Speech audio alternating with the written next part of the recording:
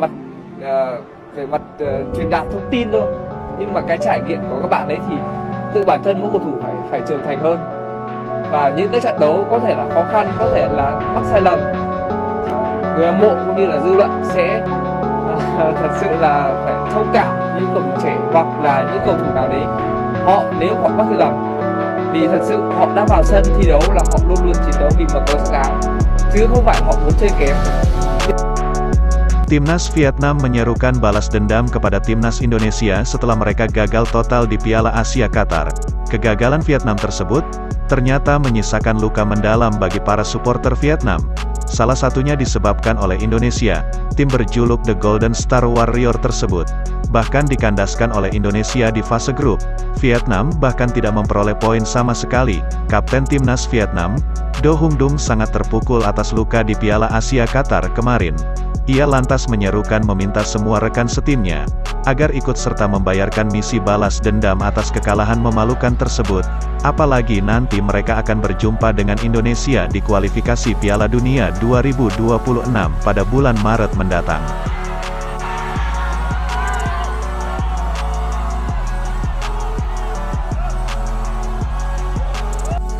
Berikut seruan Kapten Timnas Vietnam Do Hung Dung. Sekarang saatnya kami sangat menantikan bulan Maret. Tidak ada yang lebih baik daripada Vietnam melunasi utangnya pada Indonesia, kata Do Hung Dung. Kegagalan baru-baru ini adalah sesuatu yang tidak diinginkan siapapun. Kami akan terus ingat mengapa kami bisa kalah dari mereka. Bulan Maret ini kami akan siap menghadapi mereka lagi di hadapan sorak-sorai puluhan ribu penonton. Mari bertarung dengan semangat yang lebih kuat dari sebelumnya. Itulah ungkapan penutup Do Hung Dung.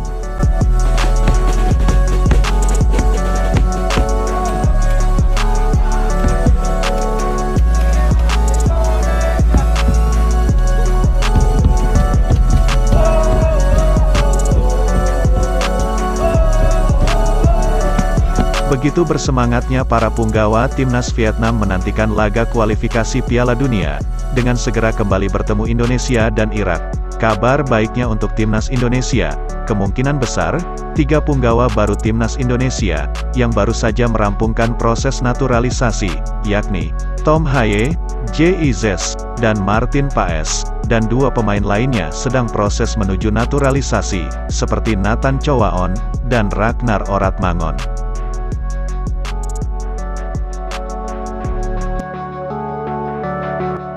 Timnas Indonesia di babak 16 besar tampil sangat baik. Di awal babak pertama, Indonesia memainkan bola tempo cepat dengan high pressing yang sangat baik. Terbukti Australia yang merupakan salah satu raja Asia sempat kewalahan meladeni permainan cepat Indonesia. Namun sayang, di menit 12, umpan ke dalam pemain Australia menyentuh kaki Elkan Bagot. Dengan tak sengaja, Hernando Ari justru menepis bola masuk ke dalam gawang sendiri. Setelah kemasukan 1 gol, skuad Garuda semakin meningkatkan intensitas permainan. Hal itu semakin membuat Australia tertekan. Terbukti, penguasaan bola di babak pertama, tim yang dipenuhi pemain muda Indonesia justru benar-benar mengurung Australia, 59% untuk Indonesia, dan 41% untuk Australia. Namun sayang di penghujung babak pertama tepatnya pada menit 45, Boyle mampu memanfaatkan umpan Suilang dan menyundul bola masuk ke gawang Indonesia. Pertandingan babak pertama, ball possession dimiliki Indonesia, namun efektivitas peluang mampu dimanfaatkan dengan baik oleh Australia. Berlanjut di babak kedua, permainan Indonesia justru menurun. Intensitas serangan menurun. Di babak kedua, penguasaan bola masih tetap dipegang Indonesia, 54% untuk Indonesia dan 46% untuk Australia. Permainan simpel namun efektif Australia kembali beberapa kali membahayakan gawang Hernando Ari. Di menit 89, Goodwin mampu membobol gawang Hernando Ari untuk gol ketiga, dan di menit injury time, bek janggung setinggi 196 cm Australia, mampu memanfaatkan umpan silang dan membelokkan laju bola ke gawang Indonesia. Secara keseluruhan di pertandingan 16 besar, antara Indonesia kontra Australia, sebetulnya permainan Indonesia lebih mendominasi. Namun faktor kematangan dan pengalaman yang mampu menjawab kemenangan Australia 4-0 atas Indonesia.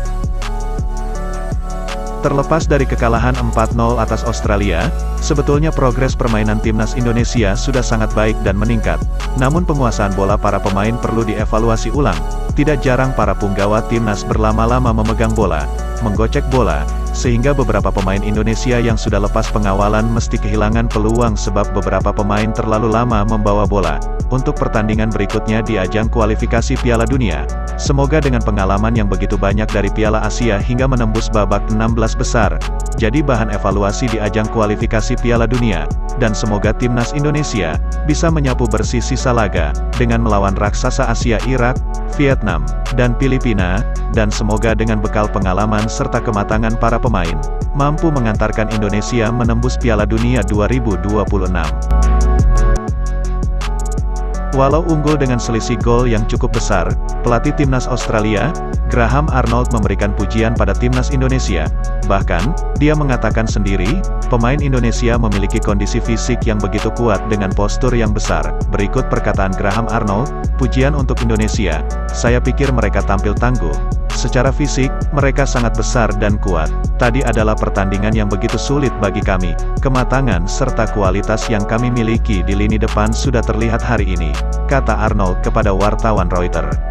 Setelah memperlihatkan kualitas permainan Indonesia di sepanjang turnamen Piala Asia, berbagai media asing serta pelatih lawan, semua sempat terkejut dengan kemajuan level sepak bola Indonesia yang semakin berkualitas, yang dihuni banyak bintang muda yang belum berpengalaman di ajang besar seperti Piala Asia. Bahkan media asing ternama, ESPN, memberikan statement, kemenangan dengan skor 4-0 Australia atas Indonesia. Skor itu tidak mencerminkan isi dari jalannya pertandingan. Di pertandingan tersebut, Indonesia disebut hanya belum beruntung. Jadwal pertandingan terdekat timnas Indonesia, yakni nanti saat menghadapi Vietnam, dan kemungkinan besarnya 5 pemain yang baru dinaturalisasi tersebut, sudah bisa bergabung di laga setelah melawan Vietnam. Dengan bergabungnya para pemain yang berkompetisi di Eropa tersebut, diharap mampu semakin menaikkan level kualitas permainan timnas Indonesia, mulai dari kiper berpengalaman, Martin Paes, ditambah pemain belakang tinggi besar, yang semakin diperkuat JIZES, ditambah bergabungnya motor serang playmaker cerdas seperti Tom Haye, dan striker berpengalaman, seperti Ragnar Oratmangun. Semoga dengan tambahan amunisi berkualitas, timnas Indonesia mampu menyapu bersih semua laga hingga menembus Piala Dunia 2026. Hal itu tentu akan menjadi sejarah yang tidak mungkin akan dilupakan seluruh rakyat Indonesia.